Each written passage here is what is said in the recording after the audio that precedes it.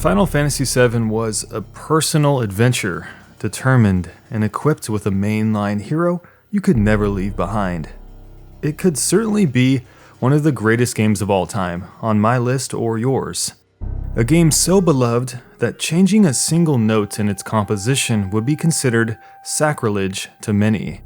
This is both a blessing and a curse, a game so dear to many that it be etched in time, being remade for a market in a brand new generation. So many things are changing, so much is new. The potential for a beautiful remake of 7 is ripe, although besieged by such a timeless question: will the changes make for a better Final Fantasy VII? And that begs the question, what was the legacy of Final Fantasy VII? How will it be remembered? And most importantly, what does the future of Final Fantasy VII's remake look like? Today I'll be joined by fellow YouTuber Indigo Gaming as we attempt to answer those questions.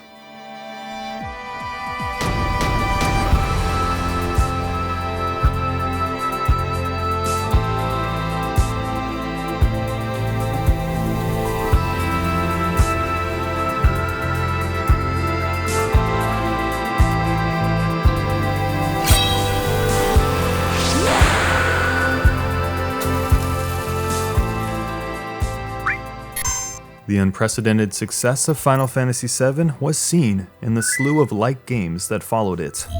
Jade Cocoon, Star Ocean, Silver, the Grand Stream Saga, and even Square's other franchise games like Chrono Cross took a large dose of inspiration from 7 in terms of combat mechanics, presentation, and structure. Final Fantasy VII's winning formula of cinematic story sequences, dramatic camera angles, and deep, top-notch game mechanics helped launch a slew of JRPGs that borrowed from it. But 7's technical inspiration and applications came before it, and were traditionally used in horror games at the time, pre-rendered backgrounds with 3D characters superimposed on top. I think we can all remember, fondly or not so much, the Lego blocks for characters that 7 used during exploration, ironically transformed into proper proportions upon entering combat or cutscenes. But it was the charm of 7. But as a total package, the use of creative or evocative camera angles to convey emotions or themes, then matching the angle and 3D world to each background image allowed a lot of detail to be poured onto the screen, much more than most PlayStation games could get away with, considering its hardware limitations. This technique was made popular by games like Alone in the Dark, BioForge, and of course, Resident Evil. Combining motion cinematics and tracking 3D characters, there was a seamless transition from gameplay to cutscene that many players had never seen before, and some scenes are still mind-blowing even today.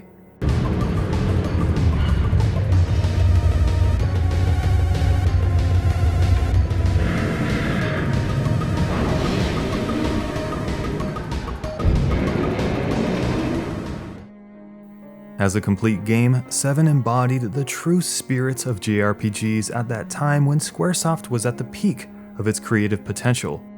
Just this sprawling, epic throwback story, even though it was deliberately cryptic for the sake of complexity, characters that we really cared about and couldn't forget, a magic system of materia that evolved the Esper system in 6 to a more approachable format, and of course, nobody could forget the villain that defied the archetype of what it meant to be the anti-hero, Sephiroth.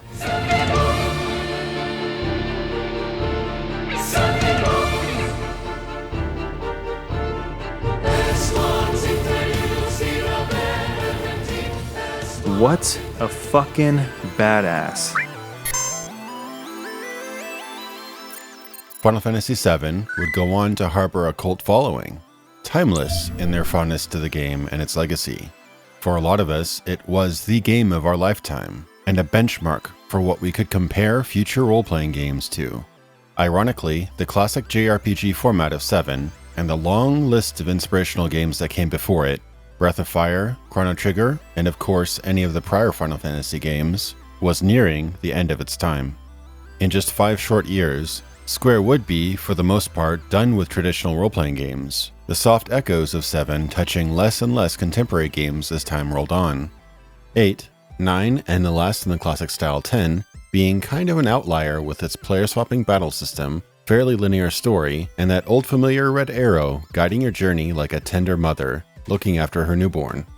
After 10, nothing would ever be the same, as the Final Fantasy games would be transformed into ones better suited to a more contemporary market. For what reasons this shift in business planning from Square occurred is only up to speculation.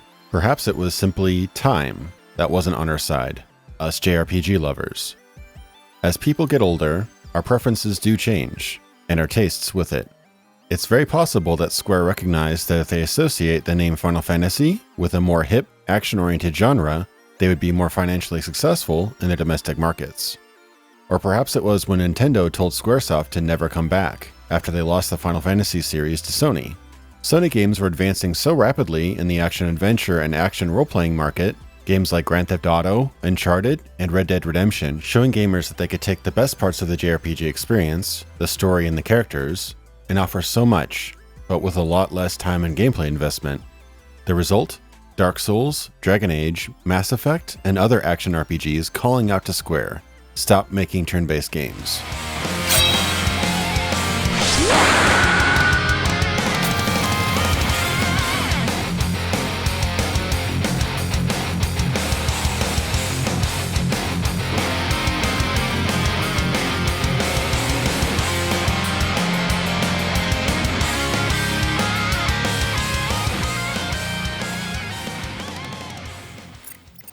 Let's get one thing out of the way real quick. 7 came out 20 years ago. That means the people born near its release date could today be your coworker or fellow college student. That's a long time, and the improvements to modern day games and the game industry innovations that 7 helped inspire can't be seen and will be missed when playing the game today. Looking back on the series over the years, Final Fantasy VII has become, well, slightly more unrecognizable from yesteryear's classics. The roots of this change run deep and have spread and sprouted all sorts of new things for Squaresoft. This of course is reflected in the past, with the company's rebranding and repositioning of its American arm from Squaresoft to the more minimalist Square. But this was only the beginning. Square started publishing other developers' works shortly after, and this could be seen as a paradigm shift in the way they wanted to operate. Though not exclusive to the genre, Square became primarily known for developing RPGs. So it was a big shock when they started to make fighting games such as the Bouncer and Air Guys, bullet hell shooters like Einhander, and many other titles of genres not commonly associated with the brand. Looking at the trend Final Fantasy games have followed since 7's release, it's safe to say that Square is moving away from the series' turn-based JRPG roots of the classics and is moving towards more mainstream audience appeal. With Final Fantasy XV going for completely seamless real-time combat, as well as the impressions garnered from the 7 remake gameplay videos so far, it's very likely that this is the new direction the series will take, for better or worse.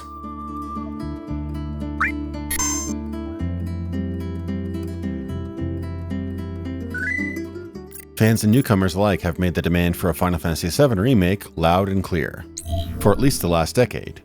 After the second win the series received in the mid-2000s, with the feature film, PS2 spin-off game, and PSP prequel, the hype was real. It seemed almost like Square enjoyed the squirming anticipation of their fans, as they showed off a technical demo, a beat-for-beat remake of the game's intro running on the PS3, with no plans of actually remaking the entire game. The reasons for the hesitance toward a complete remake was, according to Square Enix CEO Yuichi Wada, that a remake of their most treasured and successful entry to the series shouldn't happen until they make a Final Fantasy that exceeds the quality of 7, insinuating that it would be an admission that the franchise peaked in 1997 and would never surpass that. Though another tease for a remake came in the form of the announcement for a new version of the game, released on the PlayStation 4. But hype fizzled again when it was revealed that the 2015 re-release was simply a port of the PC version, with only modestly improved graphics and advantages over the original. Because of the endless teasing and apparent apathy fans felt at that point, it then came as a shock when a complete remake of the game was announced at E3 2015, and was met with an awe-inspiring standing ovation.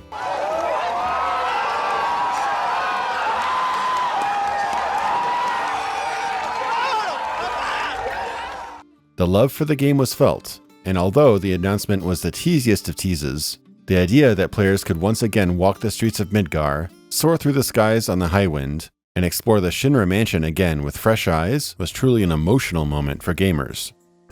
Then the details slowly came out, and the oft-ridden bandwagon of haters emerged. Changes to the game were coming, and they were big. The combat system would be revamped, opting for more real-time or hybrid gameplay, rather than retaining its more traditional turn-based roots. It was later revealed that the game would be delivered in episodic chunks, rather than an all-in-one retail release. This was an incredibly controversial decision. The tardy schedules of Telltale adventure games proved that episodic games don't quite have the gripping power on the minds of their players as weekly TV episodes do. And Square Enix's own Hitman 2016 game was criticized for its episodic format, which likely hurt that game's sales and reception.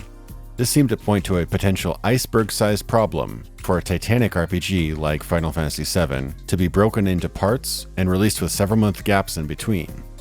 On the optimistic side, many of the people involved in the remake are those from the original game's production. Though original producer Hironobu Sakaguchi has long left the company, he is being replaced by the game's original director, Yoshinori Kitase.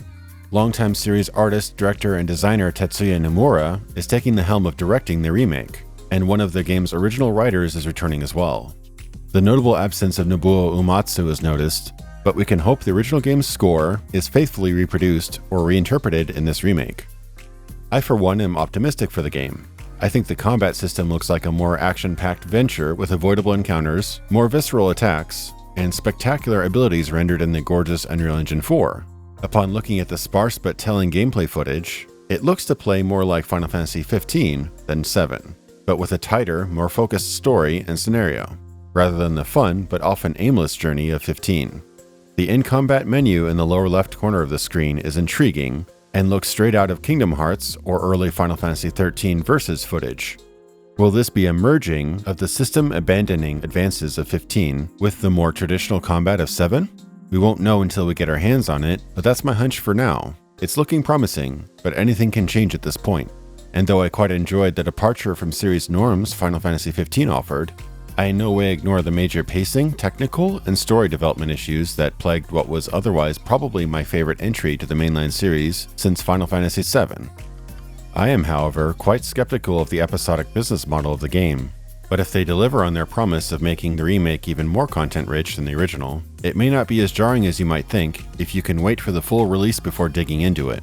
I often game in concentrated spurts, and the idea of taking months-long breaks between chapters sounds unusually cruel, and it could all but ruin the immersive and seamless experience of many players, including myself.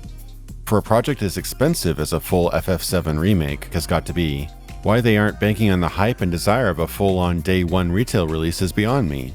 I can speculate that it was a condition of the game's funding, that they couldn't get the budget for the entire game approved without mid-development returns, which honestly sounds a little like the Steam Early Access horror story we've all been dreading one day would happen.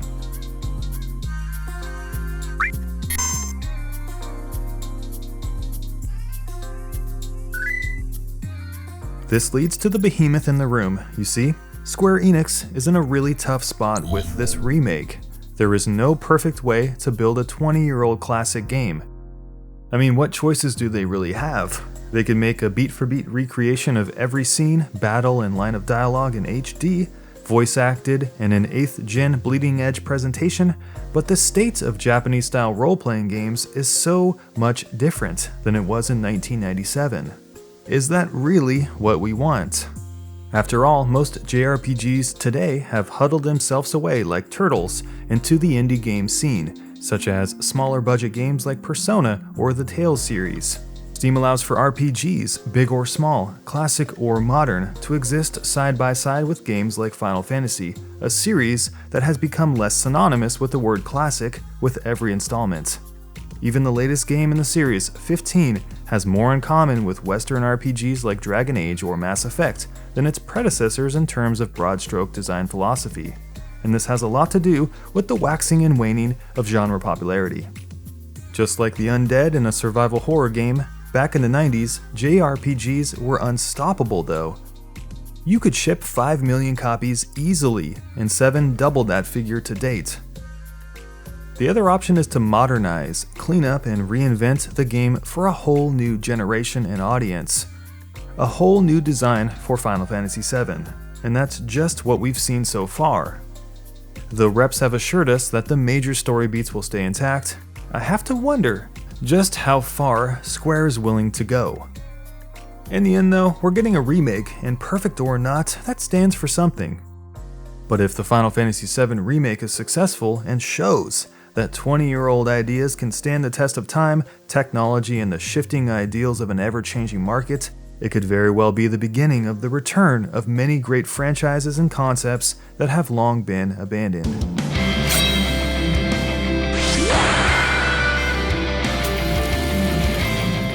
Whether we want to admit it to ourselves or not, Final Fantasy VII is an old game.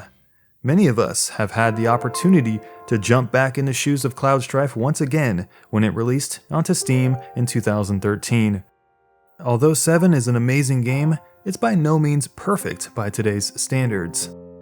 While the story was an amazing spiderweb of complex narratives and twisty story arcs, and the tragedies and successes of the characters were timeless, the moment-to-moment gameplay in 7 is still stuck in the past, and I think we should remember that and give Square a chance to make 7 an even better Final Fantasy VII. I want to believe this is what the HD remake of Final Fantasy VII is, but time will soon tell those tales. But there are many more stories of Final Fantasy VII waiting to be told, and not just relating to its future. Join us for part 2 of this video series on Indigo Gaming's YouTube channel, where he and I will discuss the other side of the 32-bit coin, the past of Final Fantasy VII. But before you go, share with us your opinions on what the future of Final Fantasy VII means to you in the comment section below. And thanks for watching, guys. If you enjoyed this video, by all means hit the thumbs up button and subscribe here for more of our future content, and you guys have a kick-ass day.